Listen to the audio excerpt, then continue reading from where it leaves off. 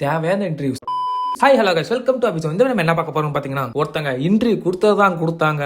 ஒட்டுமொத்த ஃபேன்ஸ் எல்லாமே போட்டு பொழந்துட்டு இருக்காங்க தான் சொல்லணும். அந்த அளவுக்கு ஒருத்தங்க இன்டர்வியூ கொடுத்து வச்சிருக்காங்க. அது மட்டும் இல்லாம அந்த இன்டர்வியூல நிறைய வெளில வந்திருக்கு. அதுக்கப்புறம் பாத்தீங்கன்னா அந்த இன்டர்வியூ பார்த்த சில பேர் ரியாக்டும் பண்ணிருக்காங்க. அந்த ரியாக்ட்ல நிறைய உண்மைகள் வெளில வந்திருக்கு. அது என்னென்ன உண்மைகள், என்னென்ன உள்ள சொல்லியிருக்காங்க, என்னென்ன மாத்தி வந்திருக்கு, அது எல்லாத்தையும் வீடியோ மொத்தமா பார்க்கலாம். அதுக்கு நம்ம சேனலை ஃபர்ஸ்ட் டைம் சப்ஸ்கிரைப் பண்ணிக்கோங்க, ஒரு லைக் பண்ணிட்டு பாருங்க. ஒரு லைக் தானே பண்ணிட்டு பாருங்க, எனக்கு கொஞ்சம் யூஸ்ஃபுல்லா இருக்கும். வாங்க வீடியோக்குள்ள போலாம். இப்ப ஸ்டார்டிங்க பாத்தீங்கன்னா ஒருத்தங்க வந்து சோசியல் மீடியா ஃபுல்லாவே அவங்கள போட்டு பொழந்துட்டு இருக்காங்க தான் சொல்லணும். அது யாருன்னு உங்களுக்கு தெரியும், வேற யாருமே இல்ல. தமிழ்நாட்டின் நடிப்பு சாண்ட்ரா வந்து எல்லாமே பொழந்துட்டு இருக்காங்க தான் சொல்லணும். ஏன்னு பாத்தீங்கன்னா இவங்க பேசினது அப்படி இருந்ததுன்னு தான் சொல்லணும். ஏன்னு பாத்தீங்கன்னா எல்லாமே தப்பு, நான் மட்டும் தான் ரைட்டு, நாங்க ஒரு 4 பேர் தான் ரைட்டு அப்படின்னு சொல்லி பேசிட்டு இருந்தாங்க. இவங்க எப்படி டாப் 5 வந்தாங்க, இவங்க எப்படி வந்து வின் பண்ணாங்க அப்படின்னு சொல்லிட்டு நிறைய சொன்னாங்க தான் சொல்லணும். அதை பார்த்து இருக்கிற எல்லா ஃபேன்ஸுமே பொழந்துட்டு இருக்காங்க தான் சொல்லணும். ஃபேன்ஸ் மட்டும் இல்லாம உள்ள கண்டஸ்டன்ஸே இப்ப வெளில வந்து பொழந்துட்டு இருக்காங்க சாண்ட்ராவை. அந்த அளவுக்கு ஒன்னு பண்ணி வச்சிருக்காங்க சாண்ட்ரா. சரி, அப்படி என்னன்னா பண்ணாங்க நீங்க கேட்டீங்கன்னா, இப்ப ஸ்டார்டிங் பாத்தீங்கன்னா உங்களுக்கே தெரியும், ஒரு ரீசெண்டா ஒரு 2 டேஸாவே இப்ப வந்து சாண்ட்ராவோட இன்டர்வியூ வந்துட்டு இருக்கு. அதுல பாத்தீங்கன்னா போன வீடியோ நம்ம சேனல்ல பார்த்தவங்களுக்கு தெரிஞ்சு வாயை கொடுத்து மாட்டிக்கிட்டாங்க தான் சொல்லணும். போன வீடியோ பார்க்காதவங்க நம்ம சேனல்ல இருக்கு, செக் பண்ணி பாருங்க. இதுவே நிறைய இன்டர்வியூ கொடுத்துருக்காங்கன்னு சொல்லணும். ஆனா ஒரு இன்டர்வியூல மட்டும் ஆங்கர் சாண்ட்ராவை கொஸ்டின் மேல கொஸ்டின் கேட்டு தக்கு கொடுத்து வச்சிருக்காங்க தான் சொல்லணும். அந்த அளவுக்கு சாண்ட்ராவை வந்து காலி பண்ணிட்டாங்க அந்த இன்டர்வியூல. சோ இவங்க இப்ப வந்து சாண்ட்ரா இன்டர்வியூல என்னன்னா சொல்லிருக்காங்க, ஃபர்ஸ்ட் நீங்க பாத்தீங்கன்னா ஃபர்ஸ்ட் எடுத்தோன்னே எல்லா இன்டர்வியூலயும் ஒவ்வொன்னு சொல்லி வச்சிருக்காங்க தான் சொல்லி. அப்ப என்ன ஒவ்வொன்னு சொல்லிருக்காங்க, ஒரு இன்டர்வியூல இவங்களை பத்தி பேசுறது, இன்னொரு இன்டர்வியூல இவங்களை பத்தி பேசுறது, அடுத்த இன்டர்வியூல இன்னொரு பத்தி பேசுறது, இன்னொரு இன்டர்வியூல இன்னொருத்தவங்க பத்தி பேசுறது. அதுக்கப்புறம் பாத்தீங்கன்னா அதுவும் இல்லாம எல்லா இன்டர்வியூலயும் ஒருத்தங்களை பத்தி மாத்தி பேசுறது, இவங்க இப்படி சொன்னாங்க, இல்ல அங்க அப்படி சொன்னாங்க, இல்ல இவங்க இப்படி சொன்னாங்க சொல்லி நிறைய மாத்தி பேசிட்டாங்க தான் சொல்லணும். எதுக்கு இந்த இன்டர்வியூ கொடுத்தாங்கன்னு தெரியல, பாவம் ஹேட்டர்ஸ் அதிகமாயிட்டே இருக்காங்க தான் சொல்லணும். என்ன தேறாங்க. சோ இப்போ இல்ல யார பத்தி இப்ப மாத்தி பேசிருக்காங்க, யார பத்தி பேசிருக்காங்க அப்படின்னு பாத்தீங்கன்னா இப்ப இருக்கிற எல்லா கண்டஸ்டன்ட் பத்தி பேசிட்டாங்க தான் சொல்லணும். திவ்யா, வினோத், பாரு, கமருதீன், ரம்யா, கனி, லிஸ்ட் பெருசா போய்கிட்டு இருக்கு. இருக்குங்க எல்லாத்தையும் பேசிட்டாங்க சொல்லணும். ஒரு 4 பேரை தவிர. அந்த 4 பேர் யார் நீங்க கேட்டீங்கன்னா விக்ரம், சபதி, பிரஜன் அண்ட் சாண்ட்ரா. இவங்க 4 பேரை தவிர மத்த எல்லாத்த பத்தி பேசிட்டாங்க தான் சொல்லணும். இப்ப பாத்தீங்கன்னா திவ்யா வந்து என்ன சொல்றாங்க, வியானா சொன்னவங்க நம்பிட்டாங்க. அவங்க வந்து என்கிட்ட ஸ்ட்ரைட்டாவே கேட்க வேண்டியதானே என்னன்ட்டு, ஏன் கேட்கவே இல்லை அப்படின்னு சொல்லியிருக்காங்க. ஏன் இவங்க பேசுறாங்க, இவங்களே போய் அவங்க ஸ்ட்ரைட்டாவே ஒண்ணு கேட்டிருக்க மாட்டாங்க, எல்லாத்தையும் பின்னாடி உட்காந்து பேசிருப்பாங்க தவிர திவ்யா அப்படி பண்ணாங்க, திவ்யா இப்படி பண்ணாங்க, ஏன் அப்படி அந்த இடத்துல அப்படி பேசினாங்க, இந்த இடத்துல அப்படி பேசினாங்க அப்படின்னு சொன்ன இவங்க டேரக்டா போய் திவ்யாட்ட போயிட்டு ஏன் இப்படி பண்ணீங்க, ஏன் இப்படி பேசுனீங்க அப்படின்னு சொல்லி கேட்டிருக்கலாம். இவங்க வந்து ஸ்ட்ரைட் வந்து பேசணும். இவங்க சொல்றாங்க ஒரு வீக் ஃபுல்லாவே ப்ரோமோஸ்ல கூட திவ்யா வராட்டியும் அந்த ப்ரோமோல திவ்யாங்கிற பேர் இருக்காம இருக்காது, அந்த அளவுக்கு இருந்துச்சு தான் சொல்ல ப்ரோமோஸ் கூட. ஆனா திவ்யா பத்தி இது சொல்லியிருக்காங்க. எதை பத்தி யாரு பேசணும் தெரியாம போச்சு.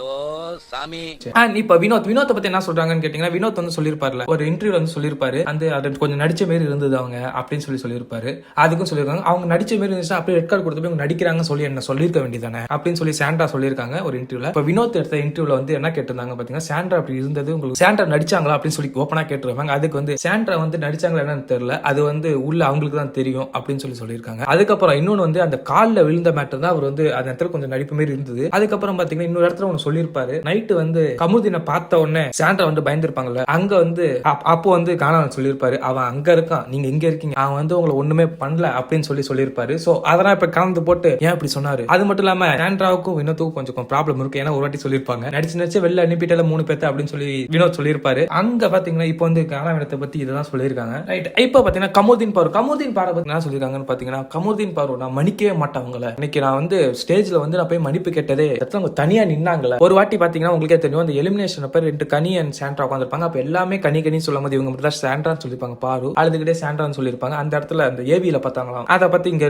சொல்றாங்க. அந்த இடத்துல எனக்கு இருந்தது பாரு மட்டும் தான், ஆனா அவங்களே நான் தனியா விட்டுட்டேனே அப்படின்னு சொல்லி சாண்ட்ரா சொல்றாங்க. அதனாலதான் அங்க வந்து நான் கட்டிப்பிச்சு அந்த ஒரு காரணத்துக்காக தான் கட்டிப்பிச்சேன் தவிர அவங்களை நான் மன்னிக்கவே இல்லை அப்படின்னு சொல்லியிருக்காங்க. அது மட்டும் இல்லாம அவங்கள மட்டும் சொல்லாம இந்த சொசைட்டி அப்படி இருக்கு அப்படின்னு சொல்லியிருக்காங்க. ஏன்னு பாத்தீங்கன்னா அவங்க எதுக்கு இப்ப செலிப்ரேட் பண்றாங்க, இந்த சொசைட்டி ஏன் இப்படி போகுது, அவங்க என்ன விளையாண்டுட்டாங்க உள்ள அப்படி என்ன செலிப்ரேட் பண்ணாங்க, என்ன மிதிச்சாங்க, என்ன தள்ளி விட்டாங்க, இதை கேம் விளையாண்டுட்டு இவங்க எதுக்கு அவங்களை செலிப்ரேட் பண்றாங்க அப்படின்னு சொல்லிட்டு இருக்காங்க சாண்ட்ரா. அவங்க வந்து இப்ப அவங்க ரெட் கார்டு கொடுத்தது வெளில போனது, அதுக்கு வந்து அந்த கொண்டாட்டத்தை அவங்க பார்க்கணும்னு நினைக்கிறேன், செம்மையா கொண்டாடினாங்க தான் சொல்லணும். ஆனா நீங்க எப்ப அந்த கமுதீன் வந்து கால விழுவும் போது இப்ப தள்ளி போனீங்களோ, ஒரு மாதிரி நடந்துக்கிட்டீங்களோ, அதுல இருந்து தான் சரி இவங்க நடிக்கிறாங்க போல அப்படின்னு சொல்லிட்டு தான் உங்க மேல எல்லாம் திரும்பிச்சுன்னு சொல்லணும். அதுக்கப்புறம் பாத்தீங்கன்னா இப்ப வந்து கமுதீன் பாரு இவங்க 2 பேத்துக்கும் செலிப்ரேட் பண்றாங்கன்னா அது அவங்க ஃபேன்ஸ் இருப்பாங்கல்ல, ஒரு குறிப்பிட்ட பேர் அவங்க ஃபேன்ஸ் இருப்பாங்க, கமருதீனுக்கு ஒரு செட் ஆஃப் ஃபேன்ஸ் இருக்கும், பாருக்கு ஒரு செட் ஆஃப் ஃபேன்ஸ் இருக்கும். அவங்க எல்லாம் அவங்க கொண்டாடி இருக்காங்க, செலிப்ரேட் பண்றாங்க. மத்தபடி மக்காடுக்கு தான் நிறைய பேர் செலிப்ரேட் பண்ணி பார்த்திருக்கோம், தவிர இதுக்கு வந்து அதிகமா செலிப்ரேட் பண்ணலதான் சொல்லணும். சோ அந்த வைத்தறிச்சல் கொஞ்சம் இவங்களுக்கு இருக்குன்னு நினைக்கிறேன். அண்ட் ரம்யா அண்ட் கனி இவங்க 2 பேர்த்த பத்தி பேசிருக்காங்க தான் சொல்லணும். மணி பாக்ஸ் மேட்டர், இந்த மணி பாக்ஸ் மேட்டர் வந்து ஃபர்ஸ்ட் வந்து பிரஜன் வந்து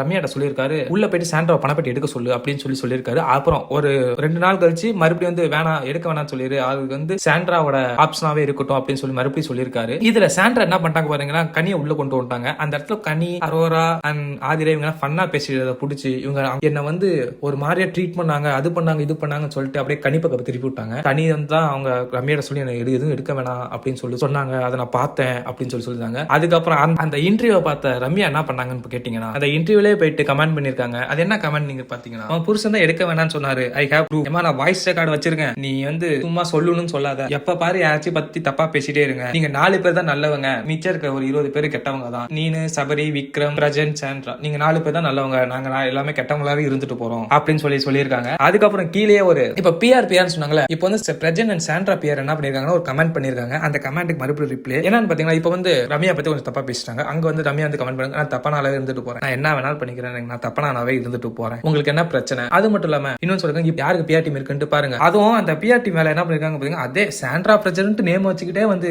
நல்லா திட்டு விட்டு அனுப்பிச்சுட்டு இருக்காங்க தான் சொல்லணும். அந்த இடத்துல ரம்யா அவங்கள இங்கிட்ட ரெட்டி அங்கிட்ட ரெட்டி சொல்லி அடிச்சு நவுத்தி விட்டாங்க. இது மட்டும் பண்ணல, அந்த கமெண்ட் மட்டும் பண்ணல, ஒரு ரீல்ஸாவும் போட்டுருக்காங்க. அங்கேயே வந்து மாத்தி மாத்தி மாத்தி அடிச்சிருக்காங்க தான் சொல்லணும். ரம்யா முடிச்சு விட்டாங்க சொல்லி இப்ப இந்த முடிச்சு விட்ட உடனே எப்படி வந்து நம்ம ட்விட்டர்ல போட்டு அவங்க ஐடியா டேக் பண்ண ஆரம்பிச்சிருவாங்க சொல்லிட்டு ஐடியாவே க்ளோஸ் பண்ணிட்டு போயிட்டாங்க சாண்ட்ரா ட்விட்டர்ல இருந்து. நெக்ஸ்ட் இன்ஸ்டால தான், இப்ப இன்ஸ்டால போட்டு பொழந்துட்டு இருக்காங்கன்னு சொல்லலாமே. இதுல இன்னொரு வேற நடந்தது. இப்ப பாத்தீங்கன்னா எல்லாத்த பத்தி பேசுறதுனால இப்ப பிபி கண்டஸ்டன்ட் எல்லாத்த பத்தி பேசிருக்காங்க. ஒரு 4 பேர்த்த தவிர, அந்த 4 பேர் தான், அந்த 4 பேர்த்த தவிர மத்த எல்லாத்த பத்தியும் பேசிட்டாங்க.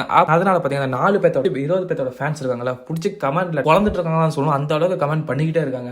வாயை வச்சுக்கிட்டு சும்மா இருந்திருக்கலாம், இப்ப பேசி இப்ப மாட்டிக்கிட்டாங்க தான் சொல்லணும். செம்ம அடி அடிச்சிட்டு இருக்காங்க தான் சொல்லணும். எனக்கு மட்டும் ஏன் அதெல்லாம் நடக்குது? கமெண்ட் செக்ஷனே ஃபுல்லாவே தெரிக்குது. ஒரு நான் தேடவே முடியலங்க, ஒரு பாசிட்டிவ் கமெண்டே தேட முடியல. எங்கேயாச்சும் ஒன்று இருக்கு, அதுல இருந்து சாண்ட்ரா ஃபேன்ஸ், சாண்ட்ரா பிரஜன் அப்படின்னு சொல்லிட்டு ஒரு அந்த ஐடி மட்டும் எங்கேயாச்சும் ஒரு இடத்துல தான் பார்க்க முடியும். மத்த எல்லாமே எல்லா ஃபேன்ஸ் வச்சு அடி அடி அடிச்சிட்டு இருக்காங்க தான் சொல்லணும். பிக் பாஸ் முடிஞ்சு இவ்வளவு நாள் ஆச்சு, இன்னமும் ஒரு அடி வாங்கிட்டே இருக்காங்கன்னா அவங்க இவ்வளவு தான் இருக்கணும். பாரு கூட ஏதோ ஒரு 2 பேத்து மேலதான் வன்மத்தை காட்டி வாங்கி கட்டிக்கிட்டாங்க. ஆனா இவங்க எல்லாத்து மேலேயும் வன்மத்தை காட்டி வாங்கி கட்டிக்கிறாங்க சொல்லணும். சரி, எந்த அடியா வாங்கிட்டு மூடி வச்சிருந்தா எல்லாம் ஒழுங்கா நடக்கும். இதுல இவங்க இன்னொன்னு சொல்றாங்க, சாண்ட்ரா ஒன்னு சொன்னாங்க. அது என்னன்னு பாத்தீங்கன்னா, நான் தான் ஒரு ஸ்ட்ராங்கஸ்ட் கேமர், ஸ்ட்ராங்கஸ்ட் பிளேயர், அதனால தான் என்ன வெளில இருக்காங்க எல்லாமே என்ன வெளில அனுப்புன்னு சொல்லிட்டு பிளான் பண்ணி என்ன வந்து நெகட்டிவாவே கொடுத்துட்டு இருந்தாங்க அப்படின்னு சொல்லியிருக்காங்க. இது ஒரே ஒரு வீக் அந்த சீக்ரெட் டாஸ்க், அந்த சீக்ரெட் டாஸ்க் மட்டும் இல்லைன்னா அப்பே நீங்க காலி ஆயிருப்பீங்க. அந்த சீக்ரெட் டாஸ்கால தான் இப்ப வந்து கொஞ்சமா வந்துட்டு இருக்கீங்க. அதுக்கப்புறம் பாத்தீங்கன்னா அந்த சீக்ரெட் டாஸ்க் மட்டும் இல்லைன்னா இவங்களே 2வது வீக்கே இவங்களே அனுப்பிச்சிட்டு இருப்பாங்க. சீக்ரெட் டாஸ்க் அப்ப இந்த பிக் பாஸ் ஃபேன்ஸ் எல்லாமே கொண்டாடாங்க தான் சொல்லுவாங்க. ஆனா நீங்க மறுபடியும் வீக்லி ஒரு மாதிரியா மாறினீங்களே, அப்ப பிடிச்சி அடிக்க ஆரம்பிச்சு ஃபுல்லா அடிச்சுக்கிட்டே இருந்தாங்க.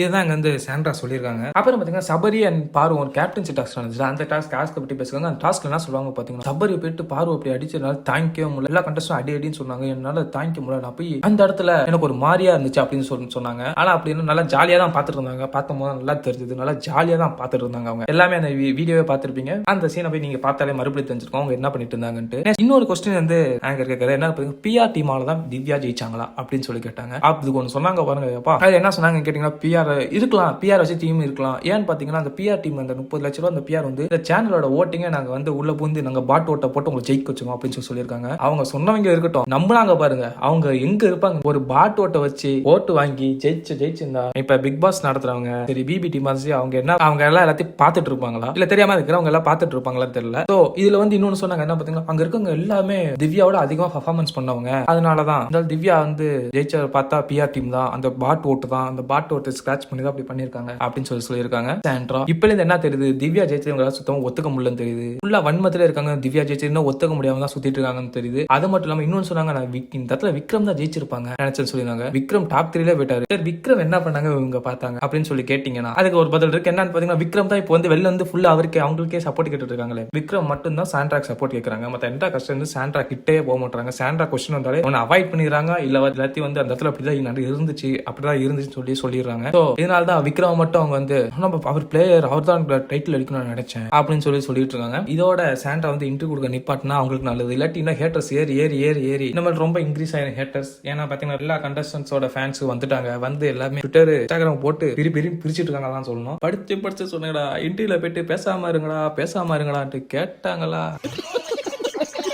ஓகே ஃப்ரெண்ட்ஸ், சாண்ட்ரா பத்தி நீங்க என்ன நினைக்கிறீங்க கமெண்ட் பண்ணுங்க. இதோட நம்ம வீடியோ முடியுது. மறக்காம சேனல் சப்ஸ்கிரைப் பண்ணிக்கோங்க. ஒரு லைக் பண்ணிட்டு பாருங்க, எனக்கு கொஞ்சம் யூஸ்ஃபுல்லா இருக்கும். நெக்ஸ்ட் வீடியோல பார்க்கலாம். பை.